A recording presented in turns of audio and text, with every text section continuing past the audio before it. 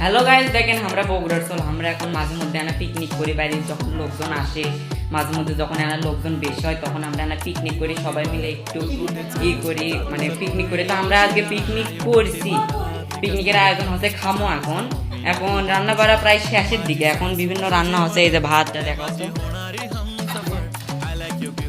আর দেখেন অনেক সুন্দর সাদা ধপধপা ভাত। গামলাটা এনা বড় হচ্ছে, এটা সমস্যা নাই। আর এটা হচ্ছে মুরগির মাংস। এটা কি ডিমের ভুনা, ডিমের কষানি কালা ভুনাও একই হলো।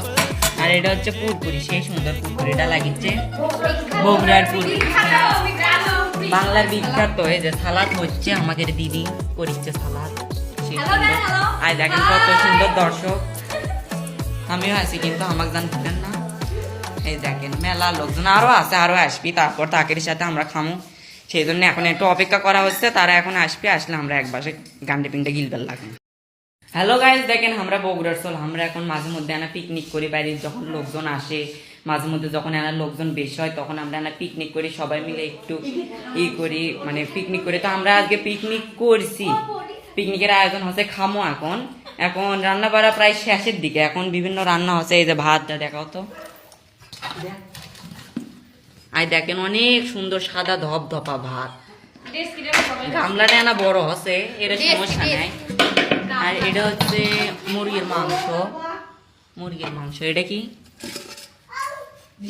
ডিমের ভুনা, ডিমের কষানি কালা ভুনাও একই হলো।